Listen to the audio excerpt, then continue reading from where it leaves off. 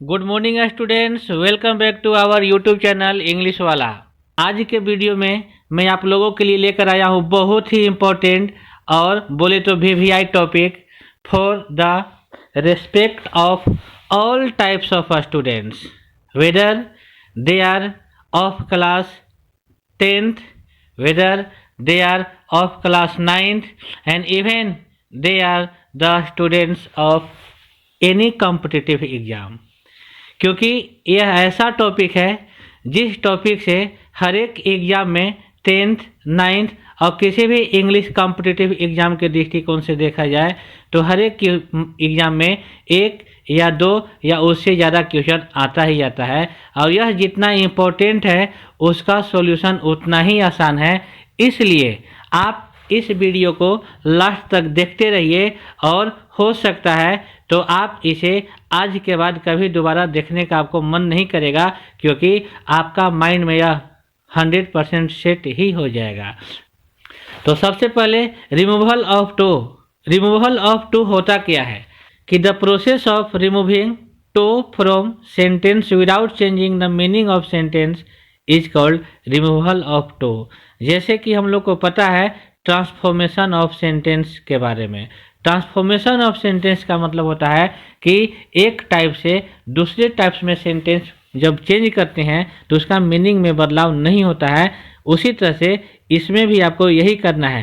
To का जो meaning होता है, टू का मीनिंग में भी डिफरेंस नहीं होना चाहिए, मीनिंग भी सेंटेंस का सेम होना चाहिए और सेंटेंस से टू भी हट जाना चाहिए। इस प्रोसेस को ही रिमूवल ऑफ टू कहते हैं। और मुख्य तौर पे टू का जो मीनिंग होता है इज मोर देन रिक्वायर्ड। इसका मतलब ये हुआ कि मोर देन रिक्वायर्ड, जरूरत से ज़्यादा। टू का प्रयोग वाक्य में एडजेक्टिव के पहले यूज किया जाता है। और जैसा कि आप लोग को पता है कि एडजेक्टिव होता क्या है, एडजेक्टिव को डिटेल्स में जानने के लिए आप मेरे चैनल पे बने रहिए। बहुत जल्द ही एडजेक्टिव का ही भी वीडियो मैं अपलोड करूंगा, लेकिन उससे पहले मैं आपको बता रहा हूं कि टू का प्रयोग वाक्य में एडजेक्टिव के पहले किया जाता है, जिसका मीनिंग होता है ज़रूरत से ज़्यादा। मैं आप लोगों से ही एक सवाल पूछ रहा हूं, एडजेक्टिव दो तरीके का हो सकता है और दो तरीके का केवल इस वीडियो को समझने के लिए, टू को समझने के लिए मैं बता रहा हूं कि एडजेक्टिव दो तरह का होता है, एक नेगेटिव एडजेक्टिव, एक पॉजिटिव एडजेक्टिव। नेगेटिव और पॉजिटिव एडजेक्टिव, जैसे पॉजिटिव एडजेक्टिव क्या होता है? पॉजिटिव एडजेक्टिव ऐसा एडजेक्टिव जो पॉजिटिविटी को शो करता है, जैसे गुड, गुड मीन्स अच्छा, यह पॉजिटिव एडजेक्टिव है। अब आप ही बताइए कि क्या गुड कभी आवश्यकता से ज़्यादा हो सकता है? गुड मतलब अच्छा होता है। आप कुछ भी काम कर दीजिए, क्या वह काम हद से ज़्यादा अच्छा हो सकता है, आवश्यकता से ज़्यादा हो सकता है? तो आंसर होगा मेरे ख्याल से आपका भी नहीं। तो इसका मतलब यह हो गया कि पॉजिटिव एडजेक्टिव का कोई लिमिटेशन नहीं है। जैसे मैं आपको बोल रहा हूँ कि आप बहुत सुंदर हैं, चलेगा, लेकिन मैं आपको बोल रहा हूँ कि आप आवश्यकता से ज़्यादा सुंदर हैं, तो यह गलत है, क्योंकि दुनिया का कोई भी व्यक्ति, कोई भी पर्सन आवश्यकता से ज़्यादा सुंदर हो ही नहीं सकता है। इसलिए यह पॉजिटिव एडजेक्टिव हुआ और पॉजिटिव एडजेक्टिव का कोई भी लिमिटेशन नहीं होता है कि वह कितना एक्सटेंड होगा, कितना मतलब दूर जाएगा, कितना उसका क्वालिटी होगा, उसका तुलना, उसका कंपैरिजन, उसका प्रेडिक्शन कोई नहीं कर सकता है। लेकिन जब बात रहा नेगेटिव एडजेक्टिव का, तो आपको बोला जाएगा कि आप मूर्ख हैं, चलेगा, आप बहुत मूर्ख हैं, वो भी चलेगा, लेकिन ये भी बोला जाएगा कि आप हद से ज़्यादा मूर्ख हैं, ये भी सेंटेंस चलेगा, क्योंकि मूर्खता का एक हद हो सकता है, मतलब बहुत ज़्यादा, हद से ज़्यादा मूर्खता हो सकता है। तो इसे साफ स्पष्ट हो गया कि टू को सेंटेंस में हम लोग तब हटाएंगे जब एडजेक्टिव के पहले यूज किया गया हो और वो भी एडजेक्टिव आपका नेगेटिव होना चाहिए। नेगेटिव एडजेक्टिव होगा तब हम लोग टू को सेंटेंस से हटाएंगे, और हाँ, मीनिंग में भी बदलाव नहीं होना चाहिए। एग्जाम्पल के तौर पे मैं बता रहा हूँ क्वेश्चन कैसा आएगा। Mohan reads too Mohan also reads, यह टू को हटाने के बाद सेंटेंस बना। Mohan is too weak to run, Mohan बहुत वीक है, हद से ज़्यादा वीक है दौड़ने के लिए। इसका रिमूवल टू हटाने के बाद बना Mohan is so weak that he can't run, Mohan इतना कमजोर है कि वह दौड़ नहीं सकता है। The water is too cold, water हद से ज़्यादा ठंडा है। The water is colder than it should be. Ram is too slow for a runner, Ram is so slow that he can't be a runner. तो यह एग्जाम्पल था। अब चलते हैं one by one structure bye structure के साथ। पहला रूल आपका यह बोलता है कि पहला स्ट्रक्चर में subject plus helping verb plus too plus negative adjective. Negative adjective अभी जैसा कि आपको बताया गया, plus too plus verb one plus other word. इसको जब हम लोग रिमूवल टू बनाएंगे सेंटेंस में, तो रिमूवल टू वाला सेंटेंस का स्ट्रक्चर कैसा होगा, तो वीडियो में देखिए इंडिकेट किया जा रहा है, ये होगा। सब्जेक्ट के बदले में सब्जेक्ट, हेल्पिंग वर्ब के बदले में हेल्पिंग वर्ब प्लस टू के जगह पर हम लोग यूज करेंगे सो, क्योंकि टू का मतलब होता है आवश्यकता से ज़्यादा और सो मतलब होता है ज़्यादा, और सो नेगेटिव पॉजिटिव दोनों ही सेंस में यूज किया जाता है। और नेगेटिव एडजेक्टिव है तो नेगेटिव एडजेक्टिव यहाँ यूज होगा ही होगा, और टू के बदले में यहाँ पर दैट यूज होगा। देन आफ्टर सब्जेक्ट और कांट और couldn't verb one plus other word.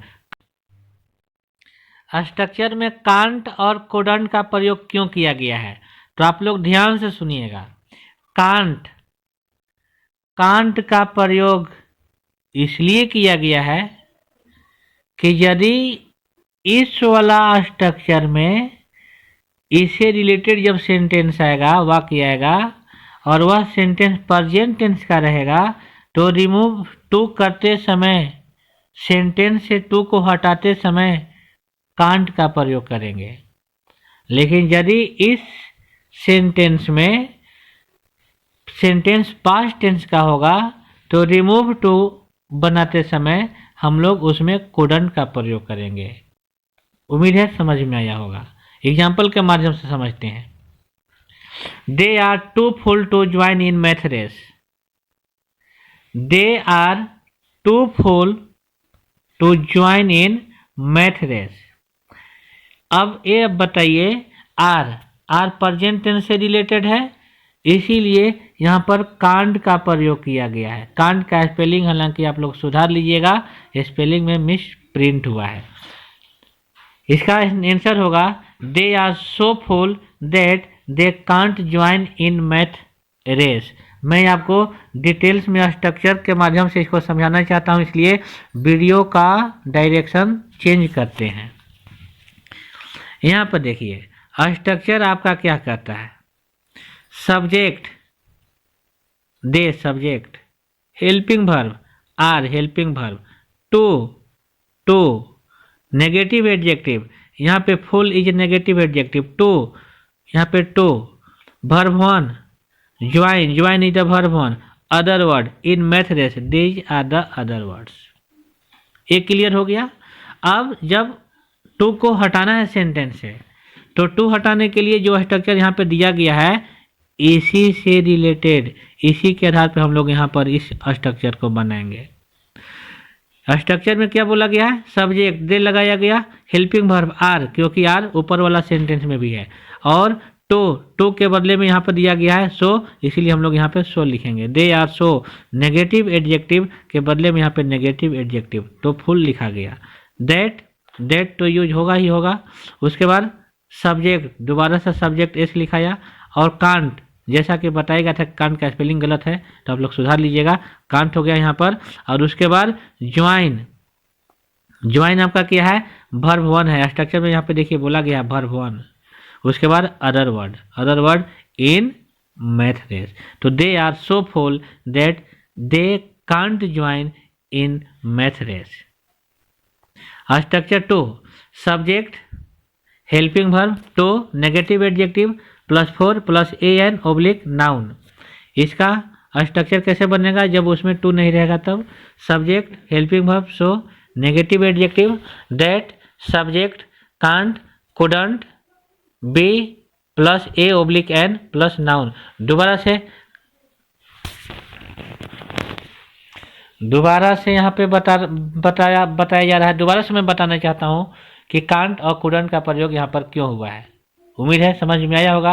अगर सेंटेंस प्रेजेंट टेंस का रहेगा कांट यूज होगा, सेंटेंस पास्ट टेंस का रहेगा कुडंट होगा। स्ट्रक्चर क्लियर हो गया। एग्जाम्पल देखते हैं। Mohan is too dull for a student. Mohan is too dull for a student. Answer होगा Mohan is so dull that he can't be a student. Structure इसके लिए ए स्ट्रक्चर और इसके लिए ए स्ट्रक्चर आप लोग मैच करते करते बनाइएगा। Structure third subject helping verb plus too plus negative adjective plus 4 plus object. इसका स्ट्रक्चर होगा चेंज करने के बाद subject helping verb too negative adjective plus that plus subject plus can't oblique couldn't plus face oblique bear plus 8। Face और bear, face का प्रयोग और beer का प्रयोग कब करेंगे? जब ऐसा सेंस आएगा वाक्य में जिसे फेस करने का सेंस है उसमें फेस का प्रयोग करेंगे। और सेंटेंस में यदि बियर करने का सेंस है तो हम लोग यहाँ पर बियर का प्रयोग करेंगे। एग्जाम्पल के माध्यम से समझते हैं। एग्जाम्पल है exam is too hard for us. Exam is too hard for us. Exam हम लोगों के लिए हद से ज़्यादा हार्ड है। अब बताइए एग्जाम हार्ड है तो हम लोग उसको फेस करेंगे या उसको बर्दाश्त करेंगे? तो उम्मीद है हम लोग उसे फेस करेंगे। तो जब फेस करना होगा तो उसको बनाते समय ऐसे बनाएंगे एग्जाम इज सो हार्ड। यहाँ पर हार्ड मैं लिखना भूल गया हूँ, आप लोग मेंशन कर लीजिएगा। Exam is so hard that we can't face it. Exam इतना हद से ज़्यादा हार्ड है, एग्जाम इतना हार्ड है कि हम लोग एग्जाम को फेस कर नहीं सकते हैं, एग्जाम को हम लोग सामना नहीं कर सकते हैं। लेकिन बियर का प्रयोग कब करेंगे? Water is too cold for us. Water is too cold for us. तो इसका आंसर होगा water is so cold that we can't bear it. क्योंकि वाटर जो होगा हद से ज़्यादा ठंडा होगा, उसे हम लोग बर्दाश्त नहीं कर सकते हैं। वाटर को हम लोग सामना कभी करेंगे नहीं, हम लोग चुनौती को सामना करते हैं, हम लोग स्ट्रगल को सामना करते हैं। लेकिन हम लोग बियर क्या चीज़ को करते हैं? जैसे धूप हो गया, गर्मी हो गया, ठंडी हो गया, ये सब को हम लोग बियर करते हैं। Structure number 4 subject helping verb plus too plus negative adjective plus object. इसमें डायरेक्ट ऑब्जेक्ट है। इसके बाद इसका स्ट्रक्चर क्या होगा?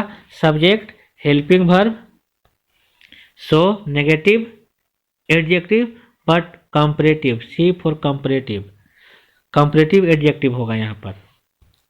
उसके बाद then it should be, it is proper. आप it should be, it is proper दोनों में से किसी एक का प्रयोग किसी भी कंडीशन में यूज कर सकते हैं यदि इस स्ट्रक्चर के आधार पर सेंटेंस आपको एग्जाम में आया तब। जैसे water is too cold, water is too cold. अब इसे देखिए कैसे बनाएंगे। Water is colder than it should be. अब यहाँ पर मैं आपके जानकारी के लिए बता देना चाहता हूँ कि इट शुड बी के जगह पर आप इट इज प्रॉपर लगा सकते हैं और इट इज प्रॉपर के जगह पर इट शुड बी का यूज कर सकते हैं। मतलब दोनों में से किसी एक का प्रयोग कर सकते हैं। वाटर इज टू कोल्ड, इसका एग्जाम्पल होगा water is colder than it should be. Next example Mohan walks too much. Answer होगा Mohan walks more than it required. क्यों होगा? क्योंकि Mohan walks too much, much का कंपैरेटिव मोर होता है।